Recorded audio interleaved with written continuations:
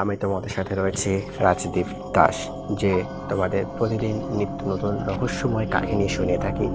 আজও ঠিক তেমনি একটি রহস্যময় কাহিনী নিয়ে তোমাদের কাছে আমি উপস্থিত হয়েছি। তো গল্পটা শেষ পর্যন্ত দেখার জন্য বিশেষ অনুরোধ করা হচ্ছে, কারণ আজকে এই গল্পটা কোনো সাধারণ গল্প নয়। আজকের এই গল্পটা আমাদের প্রতিটি মানুষের জীবনের সাথে জড়িত একটি রহস্যময় ঘটনা, যা কারো না কারোর জীবনে কখনো না কখনো এটি অবশ্যই ঘটেছে। তো ভিডিওটা শেষ পর্যন্ত দেখার জন্য অনুরোধ করা হচ্ছে। চলো ভিডিওটা শুরু করা যাক। আজকের এই গল্পটি লিখে পাঠিয়েছে আমাদের একজন সাবস্ক্রাইবার, যার নাম রমেশ ঘোষ। তার এই লেখা গল্পটি আমরা শুনি। তালদিঘি ধারে শেষ ট্রেন আর চায়ের দোকান। সন্ধ্যা নামলে তালদিঘির ধারটা রূপ পুরোপুরি পাল্টে যায়। চারপাশে থমথমে থাকা বহু পুরনো বিশালকার তাল গাছগুলোর দীর্ঘ ছায়া আর শীতের রাতে বয়ে যাওয়া ঝিরিঝিরি হাওয়া, সব মিলিয়ে সেখানে এক অদ্ভুত গা ছমছমে পরিবেশ তৈরি হয়। সেই দিকের থেকে বাঁধে একটা জীর্ণ পুরনো টিনের চাল দেওয়া চায়ের দোকান রয়েছে। দোকানটি যারা সুজিত বাবু, বয়স 50 কোঠায়। চোখে সবসময় একটা ভয়ে বা সন্দেহের ছাপে স্পষ্ট। এলাকার মানুষ ওই রাতে একা হাঁটতে চরম ভয় পায়, কারণ চায়ের দোকানটিকে ঘিরে রয়েছে এক গা শিউরে ওঠার রহস্য। আসলে সেই রহস্যটা কি? সেদিনের রাতটা ছিল আরো বেশি অভিশপ্ত। শহরের বেশিরভাগ অফিসে কাজ করা আর্য বাড়ি ফেরার সময় স্টেশনে পৌঁছেছিল ঠিকই, কিন্তু কপাল খারাপ থাকায় সে জানতে পারে তার শেষ ট্রেনটি অন্তত 2 ঘন্টা লেট আছে। স্টেশনের ভিড়ভাট্টা আর ঠান্ডায় অপেক্ষার ক্লান্তি এড়াতে সে ঠিক করলো একটু হেঁটে বাইরে ফাঁকা জায়গার দিকে যাবে। হাঁটতে হাঁটতে সে এসে পৌঁছালো সেই নির্জন তালদিঘির পাড়ে। চারপাশ পুরো ঘুরঘুটে অন্ধকার।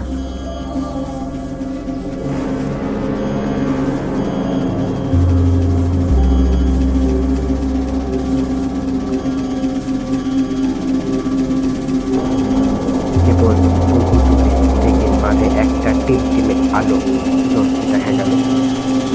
নিরুপায় হয়ে আর চোখ পা বাড়ালো সে ছোট্ট চায়ের দোকানটার দিকে। ট্রেন মিস না করলে জীবনেও সে এই অদ্ভুত জায়গায় আসতো না। দোকানের সামনে পৌঁছাতেই আর্য দেখলো সুজিতবাবু একা একা কোনো ধরাচ্ছেন। চুল্লির লাল আগুন তার মুখে এসে পড়তেই মনে হলো কোনো ছায়া যেন দীর্ঘ থেকে দীর্ঘতর হচ্ছে। দোকানের একপাশে একটা ঝুলন্ত লন্ঠন টিম টিম করে চলছে। তার আলো চারপাশ অন্ধকার আরো বেশি গাঢ় হয়ে যাচ্ছে। সুজিতবাবু একা বিড়বিড় করে কি যেন বলছিলেন, আর তার হাত কাঁপছিল। আর্য গিয়ে বেঞ্চে বসলো এবং হাঁপাতে হাঁপাতে বলল, দাদা, বড় বিপদে পড়ে ট্রেন মিস করলাম। কড়া করে 1 কাপ চা দিন তো। হাড্ডি কাঁপানো ঠান্ডা পড়েছে। সুজিতবাবু মুচকি হেসে উঠলেন। তিনি যেন অনেক দূরে অন্য কোনো জগতে ছিলেন। থমথমে গলায় তিনি বললেন, এই শীতে এই দিঘির পাড়ে কেউ আসে না বাবু। আপনার ট্রেন মিস হয়েছে বলে এখানে এলেন, কিন্তু জানেন এই জায়গার আসল সত্যটা কি? আর্য একটু হেসে বলল, কি আবার সত্যি হবে? চা দিন তাড়াতাড়ি, আমাকে আবার স্টেশনে ফিরে গিয়ে পরের ট্রেন ধরতে হবে যে।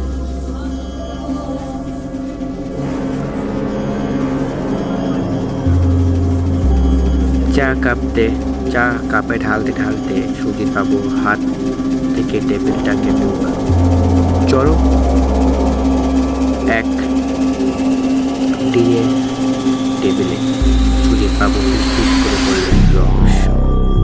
সেই দিঘির কালো জলের নিচে কি আছে জানেন? কেউ জানে না। আজ থেকে 20 বছর আগে এই দিঘিটার পাড়ে এক বিশাল জমিদার বাড়ি গিয়েছিল। এক অমাবস্যার রাতে সেই বাড়িতে সর্বনাশ হয়ে কাণ্ড ঘটে গেছে। আর্য কৌতূহল ও কিছুটা বিরক্ত হয়ে বসল। সে চায়ের কাপে চুমুক দিয়ে বলল, কি হয়েছে সেই রাতে। যদিও তার সময় কাটছিল না, তাই সে বাধ্য হয়ে সে গল্পটা। সুজিতবাবু চারপাশে অন্ধকার চরাচরের দিকে এক দৃষ্টিতে তাকিয়ে রইলেন।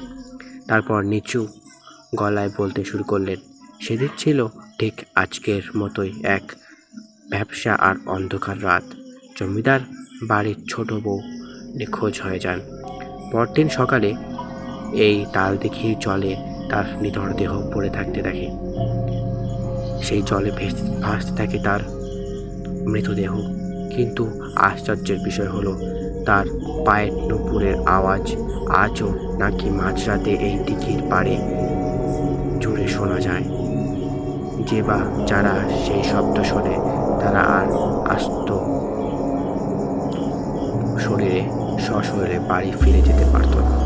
আর্য কথাগুলো শুনে হালকা হাসির শরীর উড়িয়ে দিতে চাইল। এগুলো সব আপনার গ্রামের কাল্পনিক ভূতের গল্প। ঠিক সেই মুহূর্তে প্রচণ্ড বেগে ঠান্ডা হাওয়া বইতে শুরু করলো। তালদিঘির কালো জলে বুক চিরে একটা বড় আকারের ঢেউ এসে আছড়ে পড়ল বাঁধে। আর ঠিক তার পরে দূর থেকে ভেসে এলো একটা স্পষ্ট ঘুমের শব্দ, ঝনঝন ঝনঝন। বাঁধে বাড়ার সঙ্গে সঙ্গে লণ্ঠনের আলোটা দুলতে লাগলো। সুজিতবাবু ভয় একদম কুঁকড়ে গেলেন। তিনি ফিসফিস করে বললেন, ওই শুনুন, ওটা কোনো মানুষের পায়ের শব্দ নয়, ওটা তারই আত্মা। সে আজও প্রতিশোধ নেওয়ার জন্য ঘুরে বেড়ায়। আর্য গায়ের রোগ খারাপই উঠল। সে পকেট থেকে মোবাইলটা বের করে দেখল ট্রেন আসার সময় হয়ে গেলে। সে জলদি করে চায়ের দম মিটিয়ে দিয়ে উঠে দাঁড়ালো। এই দিঘির গল্প আপনারাই রাখুন, আমার ট্রেন ধরতে হবে। সে দ্রুত পায়ে স্টেশনের রোডের দিকে হাঁটা শুরু করলো। কিন্তু আর্যের বিষয় হলো, সে যত হাঁটতো ততই যেন স্টেশন থেকে দূরে সরে যাচ্ছে। চারপাশে কোনো চেনা রাস্তা নেই, শুধু কুয়াশায় ঢাকা বাঁধানো দিঘির পাড়। ঠিক তখনই সে শুনতে পেল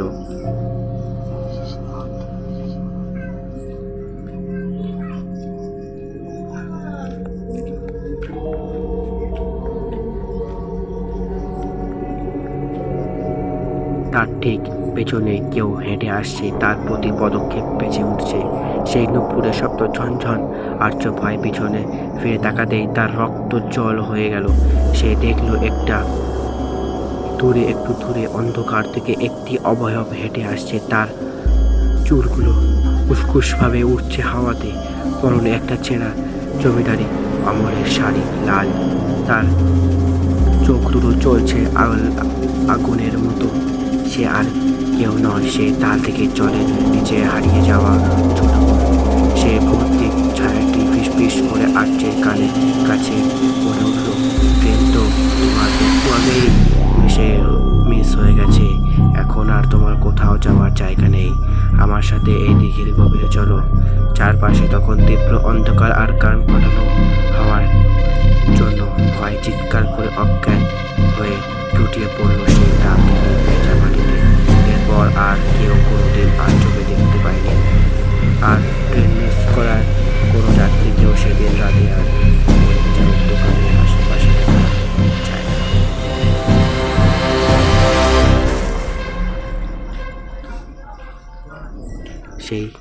কিন্তু এখনো পর্যন্ত সেই রমেনের চায়ের দোকান এখনও টিমটিমে লাইট জ্বলে। এখনও সেখানে মানুষ হারিয়ে যাচ্ছে। বিষয়টা অভিশপ্ত হয়ে গেল।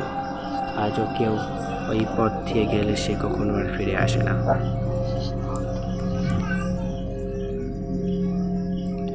গল্পটা আজ এখানেই শেষ করছি। দেখা হচ্ছে পরের কোনো রহস্যময় ভিডিওতে।